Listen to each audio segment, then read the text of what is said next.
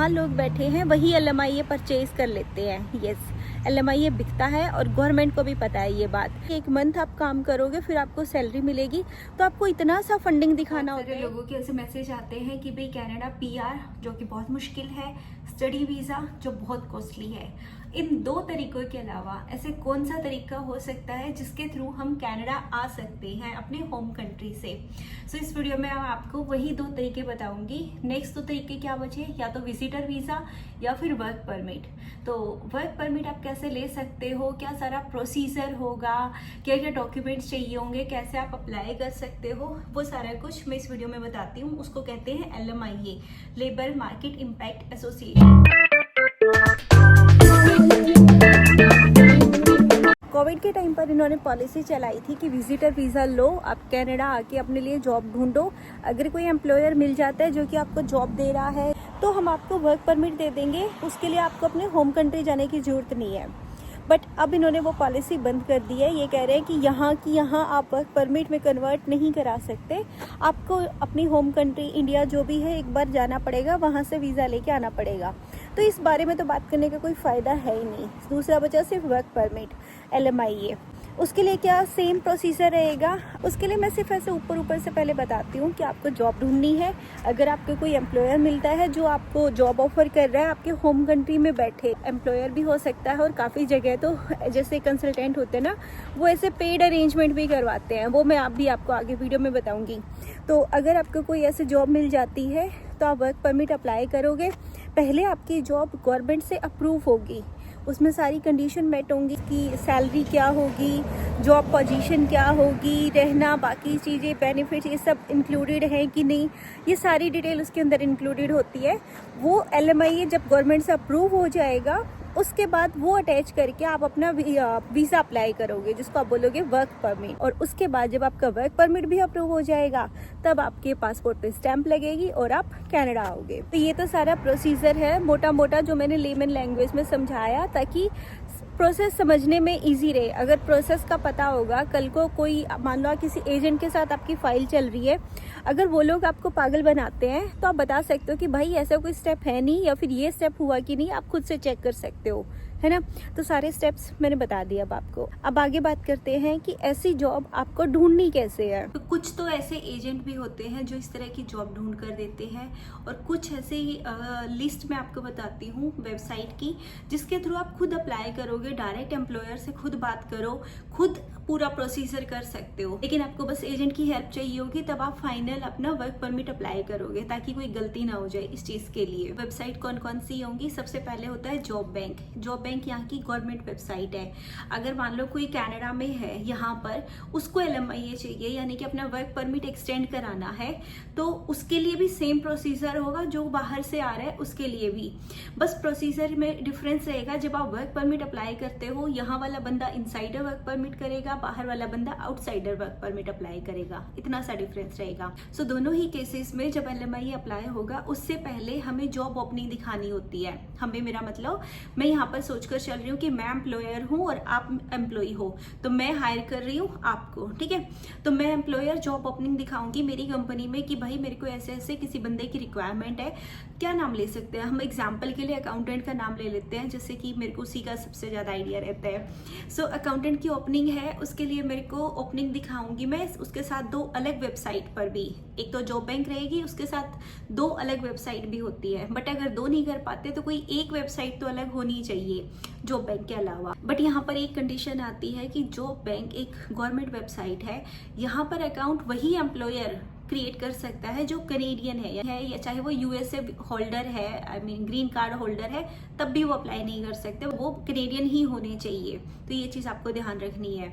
उसके बाद एम्प्लॉयर जब क्रिएट करेगा उसको कुछ फीस पे करनी पड़ती है जॉब पोस्ट करने की, कि भाई हमने ये जॉब पोस्ट करी है और हमें ऐसा ऐसा बंदा चाहिए, ये रिक्वायरमेंट है, ये जॉब रिस्पॉन्सिबिलिटीज रहेंगी, ये उसका पे रेट रहेगा, सारी चीज़ें। और अप्लाई कैसे करना है, ईमेल एड्रेस देंगे कि यहाँ पर रिज्यूमे भेजना है, यहाँ यहीं के थ्रू क्लिक करके अप्लाई करना है, सारी डिटेल मेंशन करेंगे।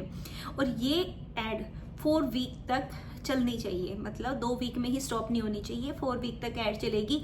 जितने रिज्यूमे कलेक्ट होंगे वो रिज्यूमे आगे जाके काम आएंगे। मैं आपको अभी आगे बताऊंगी वो सारा कुछ। तो ये तो वो तरीका हुआ जब मैं एम्प्लॉयर हूँ, मुझे किसी के लिए LMIA अप्लाई करना है। अगर आप एम्प्लॉय हो, आपके लिए क्या होगा, आप जॉब बैंक की वेबसाइट पर जाओ, देखो जितनी भी जॉब्स हैं अप्लाई करो।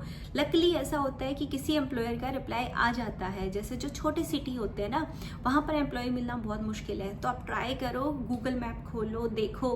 फॉर एग्जाम्पल आपको ओंटारियो आना है तो ओंटारियो के जो छोटे छोटे सिटीज़ हैं आप वो ढूंढो, उनमें जो जॉब है फिर वो जॉब फिल्टर लगाकर, फॉर एग्जांपल अकाउंटेंट सिटी में उस सिटी का नाम, और ऐसे आप जॉब ढूंढो और उस तरीके से आप अप्लाई करो। तो कोई ना कोई आपको ऐसी जॉब जरूर मिलेगी, कोई एम्प्लॉयर जरूर मिलेगा। इसकी फीस सिर्फ 1000 रुपीज होती है जो एम्प्लॉयर को पे करनी होती है गवर्नमेंट को। जॉब बैंक और इंडीड, ये 2 वेबसाइट ऐसी है जिसके थ्रू आप जॉब ढूंढ सकते हो। अगर आप कनाडा में हो तो भी आप जॉब ढूंढ सकते हो। अगर कनाडा आना चाहते हो, आउटसाइडर हो, तो आप इनके थ्रू, जॉब बैंक के और इंडीड के थ्रू ऐसे अप्लाई कर सकते हो। और यहाँ पे मतलब 90% जो जॉब होती है ना वो लिजिट होती है, मतलब ऐसे झूठ वाली नहीं होती। कुछ कुछ होती है कि LMIA के लिए उन्होंने पहले ही बंदा सिलेक्ट कर रखा है, फिर उन्होंने ओपनिंग डाली, तो उन ओपनिंग्स पे जब आप अप्लाई करोगे तो आपको रिवर्ट नहीं आएगा। बट आपको डिमोटिवेट नहीं होना है, कीप अप्लाइंग। एक दिन में लगा लो आपको 10 या 20 जॉब, डेली टारगेट रखो कि 10 या 20 जॉब मेरे को अप्लाई करनी ही है। तो ऐसा आप अप्लाई करते रहो, कभी ना कभी आपका टाइम, मतलब आपका भी लक काम कर जाएगा और आपको रिप्लाई आ जाएगा।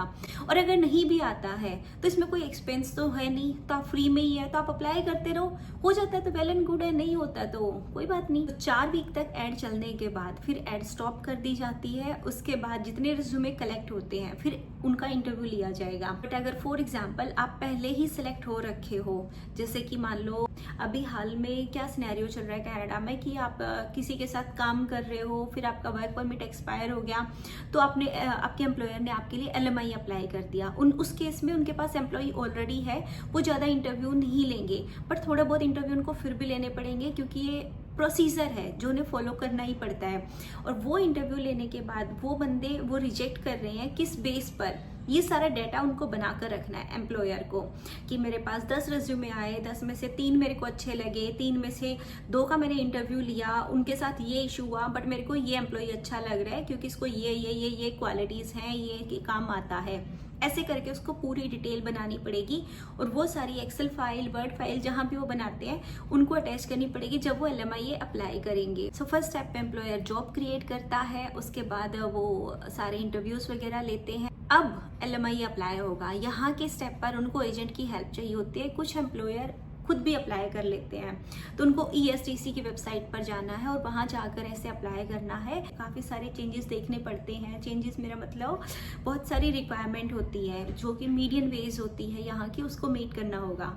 फॉर एग्जांपल अकाउंटेंट के लिए अगर जॉब बैंक की वेबसाइट है, मैं ये लिंक आपको वीडियो के डिस्क्रिप्शन में ऐड करूँगी, कि यहाँ पर लिखा होता है कि इस प्रोविंस का अगर एम्प्लॉयर है और ये पोजीशन है तो उसको इतनी सैलरी देनी ही पड़ेगी। फॉर एग्जांपल $35 है अगर ऐसी सैलरी, तो एम्प्लॉयर को 35 एम्प्लॉय को पे करना ही पड़ेगा। 35 से कम अगर वो जॉब ऑफर में दिखा रहे हैं तो LMIA अप्रूव नहीं होगा। अगर आपके लिए LMIA अप्लाई हो रहा है तो आप ये अपनी जॉब रेट जरूर मैच करके अप्लाई करिए। अब LMIA अप्लाई होने के बाद नेक्स्ट स्टेप आता है कि LMIA का अप्रूवल कब आएगा या डिनायल, भगवान ना करे अप्रूवल ही आए।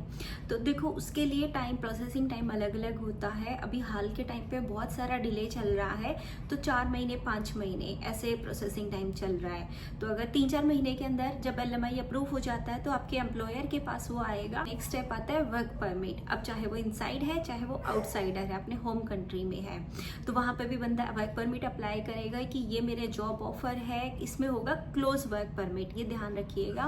क्लोज वर्क परमिट का मतलब होता है कि आपके एम्प्लॉयर का नेम आपके वर्क परमिट पर पब्लिश हो जाएगा। आप किसी और एम्प्लॉयर के लिए काम नहीं कर सकते, सिर्फ उसी एम्प्लॉयर के साथ काम करोगे। इस वर्क परमिट के लिए कोई ज़्यादा डॉक्यूमेंट्स की रिक्वायरमेंट नहीं होती। आपका पासपोर्ट चाहिए, उसके साथ आपका 5 इयर्स का एक्सपीरियंस, जिस भी पोजीशन के लिए आपको LMIA मिल रहा है, अगर आप 5 इयर्स का एक्सपीरियंस रखते हो तो अप्रूवल के चांसेस बहुत ज़्यादा है। अदरवाइज चांसेस थोड़े से कम हो जाते हैं। ये थोड़ा सा ट्रिकी होता है ये वाला वर्क परमिट अप्लाई करना, इसलिए मैं सजेस्ट करूँगी कि आप किसी एजेंट को इन्वॉल्व करो और उन्हीं के थ्रू आप अप्लाई करवाओ। और उसके साथ अगर आप फंडिंग दिखा सकते हैं, वैसे रिक्वायरमेंट नहीं होती, बट थोड़ा सा फंडिंग दिखाना ज़रूरी इसलिए होता है कि अगर आप बाहर से आ रहे हो, जैसे कि LMIA के थ्रू आप मान लो कनाडा में एंटर करोगे, तो आते ही तो सैलरी मिलेगी नहीं। 1 मंथ काम करोगे आप, 15 दिन में वैसे यहाँ पे पे चेक आता है, बट आप सोच के चलो कि 1 मंथ आप काम करोगे फिर आपको सैलरी मिलेगी। तो आपको इतना सा फंडिंग दिखाना होता है कि आपको 1 मंथ का सारा कुछ सेविंग आपके पास है और आप ये सब कुछ मैनेज कर लोगे। तो ये थोड़ा सा फंडिंग इसके लिए ज़रूर दिखाकर चले। अब जैसे ही आपका वर्क परमिट अप्रूव हो जाएगा, उसके बाद आप पासपोर्ट अपना स्टैंपिंग के लिए भेज सकते हैं और आप कनाडा एंटर कर सकते हैं। तो ये तो सारा प्रोसेस था कि आप कैसे अप्लाई करोगे, क्या क्या चीज़ें होंगी, क्या डॉक्यूमेंट्स होंगे। इसके साथ अगर फ़ीस की बात करो तो वर्क परमिट की फ़ीस है जो वो एम्प्लॉय पे करेगा, यानी कि अगर एक इंसान अप्लाई कर रहे हैं तो 150 के अराउंड आपका डॉलर, 150 कैनेडियन डॉलर के आसपास वर्क परमिट की फ़ीस होगी, वो आप पे करोगे। अगर आपका स्पाउस है, आपके किड्स हैं, तो वो सारा कुछ आप ऐड ऑन करते जाइए, आगे ही ऐसे उसमें ऐड होता जाएगा। तो ये सारा प्रोसीजर था, डॉक्यूमेंट्स थे। बट अब बात ये आती है कि इस तरह की जॉब मिलेगी कैसे, सच में मिलती है कि नहीं मिलती है। ऑनेस्टली बताऊं, कनाडा में इतना रिसेशन आ रखा है, जॉब मार्केट ज़्यादा कोई अच्छी नहीं है। तो जो यहाँ लोग बैठे हैं वही LMIA परचेज कर लेते हैं। यस, LMIA बिकता है और गवर्नमेंट को भी पता है ये बात, बट फिर भी गवर्नमेंट कोई ज़्यादा एक्शन नहीं ले रही। वो अभी वीडियो में मैं आपको पहले आगे बताऊँगी, बट पहले मैं आपको ये बताती हूँ कि आप ऐसा ढूंढ कैसे सकते हो ऐसे वाली जॉब ना। तो जैसे इंडिया है, मेरे को इंडिया का पता है, वहाँ पर बहुत सारे ऐसे एजेंट होते थे जो यहाँ के एम्प्लॉयर्स के साथ कॉन्ट्रैक्ट करके रखते हैं कि हम ऐसे ऐसे बंदा भेजेंगे आपकी कंपनी में, आप उसको दिखाओ, बुलाओ, यहाँ पर सिर्फ वीज़ा मिलेगा, जॉब नहीं होगी। तो यहाँ जब वो बंदा आ जाएगा उसके पास वो जॉब नहीं रहेगी, वो कैश पे काम करेगा, डॉक्यूमेंट्स में पेरोल उसी बंदे के साथ चलता रहेगा, उसी एम्प्लॉयर के साथ। और जब वो उसका एक्सपीरियंस हो जाएगा तो वो अपनी PR अप्लाई कर लेंगे, 1-2 साल में जैसे PR हो जाएगी, उसके बाद वो अपना किसी भी एम्प्लॉयर के साथ काम कर सकते हैं। ये प्रोसीजर होता है। अब इंडिया से बाहर जैसे पाकिस्तान है और भी काफ़ी कंट्रीज़ में मेरी वीडियो देखी जाती है, तो उनका मेरे को पता नहीं है, बट इंडिया में अच्छा खासा अमाउंट लेते हैं इस तरीके से आपका वर्क परमिट दिलवाने के लिए। अच्छा खासा से मेरा मतलब है कि 20-25 लाख डॉलर कहने वाली थी, मतलब 20-25 लाख INR इतना ले लेते हैं। अब जब इतना डिस्कशन हुआ है तो मैं आपको ये भी बताऊंगी अभी थोड़ी देर में कि इतना पैसा पे करके आने का फ़ायदा है कि नहीं है। तो आप अपनी कंट्री के एजेंट से जाके चेक करना कि वहाँ पर वो कितना प्राइस लेते हैं, क्या कुछ है। और इसमें फ्रॉड के चांसेस बहुत ज़्यादा है। बहुत लोग, फ्रॉड कैसे होता है मैं बताती हूँ, बहुत लोग ऐसे दिखाएंगे कि हम आपके नाम की जॉब चला रहे हैं और ये ऑफ़र लेटर आ रहा है, अभी आप 5 लाख पे कर दो, जैसे ही आपका वर्क परमिट आएगा आप 10 लाख पे कर देना। और वो 10 पे करने के बाद वो बंदा मिलते भी नहीं है कि वो जॉब भी कहाँ गई, एम्प्लॉयर कहाँ गया, वो एजेंट सब गायब हो जाता है। तो इस तरीके से बहुत फ्रॉड चलते हैं। तो ये सब कुछ आप देख कर चलना। बहुत कम एम्प्लॉयर ऐसे हैं यहाँ पर जो इंडिया से ऐसे कॉन्ट्रैक्ट करते हैं। जो बड़ी बड़ी कंपनी होती है, अगर उसके नाम का आपके पास लेटर है या LMIA है तो वो झूठा ही है। बहुत बड़ी कंपनी होती है, उनको यहीं से एम्प्लॉय मिल जाते हैं। इतनी दुनिया भरी पड़ी है कनाडा में जिनको जॉब नहीं मिल रही, वो बाहर कंट्री से क्यों बुलाएंगे, है ना। बट फिर भी कुछ ना कुछ अगर आप डायरेक्ट ट्राई करते हो, डायरेक्ट एम्प्लॉयर से बात करते हो, तो चांसेस हैं। बहुत लोग मैंने देखे हैं जो ऐसे लेकर आते भी हैं। पहले ऐसा होता था कि कोई भी क्लोज वर्क परमिट है, इंटर कंपनी ट्रांसफ़र है, सबके स्पाउस को और बच्चों को वर्क परमिट मिलता था। मतलब अगर बच्चे 18 साल से ज़्यादा है तो उनको वर्क परमिट मिलेगा, उससे कम है तो उनको स्टडी परमिट मिलेगा। बट सरकार मतलब पता नहीं क्या क्या करती रहती है। अभी 2025 में ये रूल भी चेंज हो गया है। इसके लिए आपको ये थोड़ा सा ध्यान रखना है, जैसे कि एजेंट आपको बताए ना बताए, आपको खुद पता होना चाहिए। आपका जो LMIA वाली जॉब है वो जॉब Tier 0 या 1 कैटेगरी की होगी, तभी आपके स्पाउस को वर्क परमिट मिलेगा, अदरवाइज उनको वीज़ा नहीं मिलेगा। इवन विजिटर भी मुश्किल हो जाता है आज के केसेस में, ऐसे वाले स्पाउस केसेस पे। तो अगर कैटेगरी आपकी जॉब है, जैसे हेल्थ केयर में, एजुकेशन में, कोई भी कैटेगरी बेस्ड जॉब है, तो भी आपके स्पाउस को वीज़ा मिल जाएगा, ओपन वर्क परमिट।